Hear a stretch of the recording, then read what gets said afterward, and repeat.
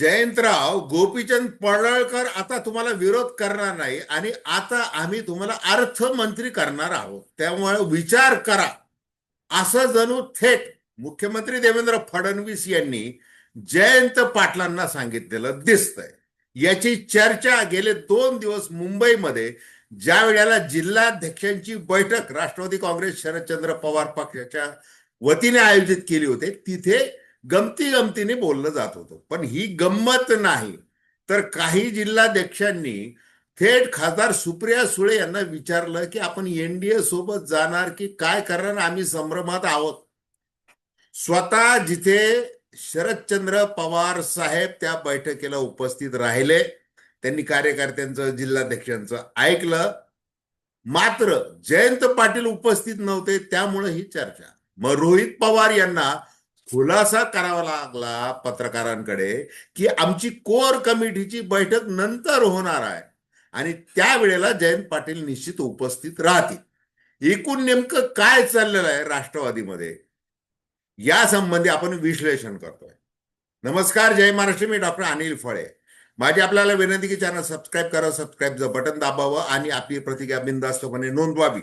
हे बघा, गेले कित्येक महिने राष्ट्रवादी काँग्रेसचे शरदचंद्र पवार पक्षाचे 8 खासदार डिलिमिटेशन बिलाच्या संदर्भात तडजोड करणार, गैरहजर राहणार, पाठिंबा देणार की काय करणार पंतप्रधान नरेंद्र मोदी यांना, याची चर्चा सुरू आहे. आणि मग ही चर्चा सत्य आहे, 100% तसंच होणार आहे हे लोकांना का वाटतंय? कारण की योगायोग, आणि या योगायोगाच्या केंद्रस्थानी एक प्रमुख पात्र म्हणजे अभ्यासू नेते, महाराष्ट्राचे माजी अर्थमंत्री, इतर अनेक खात्यांचे माजी मंत्री, कॅबिनेट मंत्री जयंत पाटील, हे यांचे योगायोग, यांच्या भेटीगाठी. म्हणजे आता बघा, दिल्लीमध्ये रेवतीचं रिसेप्शन होतं, मग ती जबाबदारी दिली होती, ड्युटी लावली होती वरिष्ठांनी की आता ज्या वेळेला पंतप्रधान नरेंद्र मोदी येतील त्यावेळेला तुम्ही त्यांचं स्वागत करा. मग जयंत पाटील अगदी खास शिवणीतला नवीन शिवलेला कोरा करकरीत जोधपुरी घालून तिथं ते नरेंद्र मोदी यांना सामोरे गेले.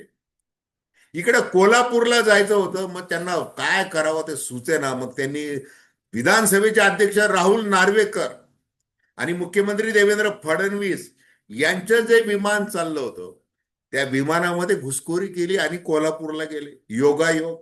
त्याच्यानंतर वर्षा बंगल्यावर, त्याच्यानंतर नंदनवन बंगला एकनाथ शिंदेचा, या ठिकाणी आळीपाळीने गेले. काय? कारण की इस्लामपूर म्हणजे आता इस्लामपूरचा आता ईश्वरपूर झालेला आहे.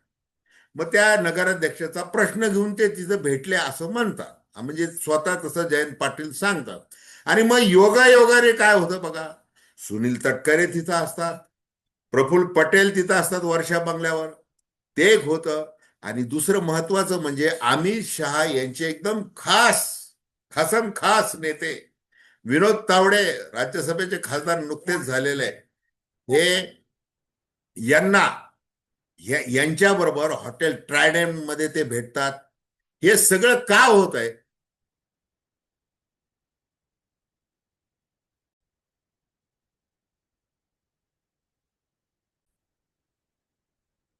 तर असे एक ना एक योगायोग.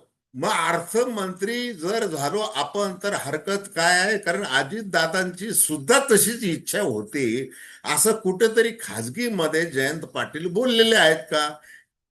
तर या गोष्टींची सगळी चर्चा सुरू आहे.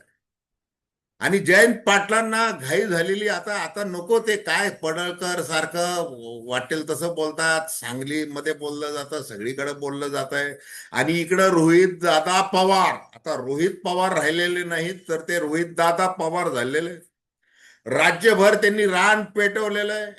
आणि रोहित पवारांचं आणि आपलं तर काही जमत नाही, आपण कशाला प्रदेशाध्यक्ष पदाचा राजीनामा दिलेला आहे हे खरं तर शरदचंद्र पवार साहेबांना माहिती आहे, सुप्रिया सुळेंना माहिती आहे.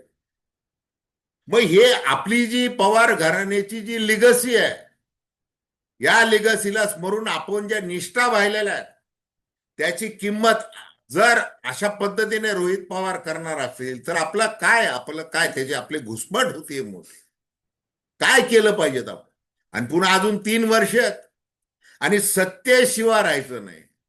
सत्तेशी संघ केला पाहिजे, विकास साध्य केला पाहिजे, ही आपल्याला मुळातच शिकवण आहे. त्याच्यामुळे आपल्याला अर्थमंत्री जर केलं जाणार असेल आणि ज्या वेळेला सुनील तटकरे, प्रफुल्ल पटेल ह्या हलके हलके आपल्या आजूबाजूला देवेंद्र फडणवीस यांच्याबरोबर जर येणार असतील आणि तिकडं त्या पक्षाकडून सुद्धा मागणी नाही, राष्ट्रवादी काँग्रेस अजित पवार पक्षाकडून की अर्थमंत्री पद द्याच आम्हाला, असं काय हटून बसलेलं नाही. उगा आपल्या पत्रकारांनी विचारलं की तेवढं सांगायचं, हो अर्थमंत्री हा ते आम्हाला पाहिजे, ते आमचा हक्क आहे, त्याच्यावर बोलायचं. पण तेवढं आडून बसलेले नाहीयेत. मग त्याच्यामध्ये काही साटलोट झालेलं आहे का जयंत पाटलांच्या विषयी? मग जयंत पाटील ज्या वेळेला विमानात बसतात, राहुल नार्वेकर असतात, मग आता विधानसभेचा अध्यक्ष सगळं कसं आहे, रीतसरपणे पक्षांतर वगैरे, वेगळा गट, स्वतंत्र गट वगैरे वगैरे, ते खूप कायदेशीर अभ्यासपणे ते करणारे राहुल नार्वेकर.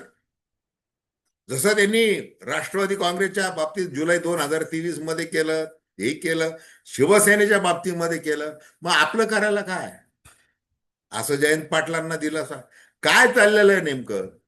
आणि आता 25 ऑगस्टला कोर कमिटीचे सदस्य म्हणून जयंत पाटील उपस्थित राहणार आहे असं सांगण्यात आलेलं आहे. आता जर तुमचे सातारा, सांगली, पश्चिम महाराष्ट्रातले सगळे जिल्हाध्यक्ष या बैठकीला येणार आहेत, ते आलेले आहेत, कोल्हापूरचे आलेले आहेत, अशा परिस्थितीमध्ये तुम्ही तिकडे तुमच्या मतदारसंघामध्ये काय करताय?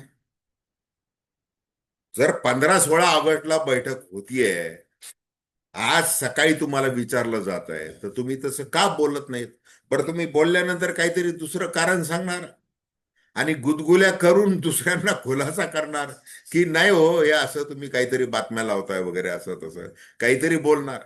म्हणजे एकंदरीत काय, आता खासदार सुप्रिया सुळे यांनी जरी जिल्हाध्यक्षांना सांगितलं की बाबा नो, तुम्ही माझं लोकसभेतलं भाषण ऐका, मी काय बोललेले आहे, विरोधी पक्ष नेत्या म्हणजे विरोधी पक्ष ज्या पद्धतीने बोलतो त्या पद्धतीनेच बोललेलं आहे, यातून काय समजायचं तुम्ही समजा, असं सांगून समाधान केलेलं आहे.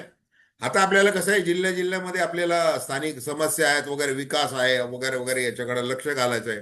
पक्ष बांधणी आपली मजबूत करायची आहे, पक्ष संघटन आपल्याला मजबूत करायचं, आपला केडर बेस चांगला झाला पाहिजे, आपण त्यासाठी सगळं प्रयत्न केलं पाहिजे असं सांगितलेलं आहे. एकूण हे राष्ट्रवादीमध्ये, दोन्ही राष्ट्रवादीमध्ये आलबेल नाही हे तितकं खरं आहे. तर धन्यवाद. हा व्हिडिओ आपल्याला आवडला असेल अवश्य शेअर करा, सबस्क्राईब करा आणि आपली प्रतिक्रिया बिनधास्तपणे नोंदवा. धन्यवाद.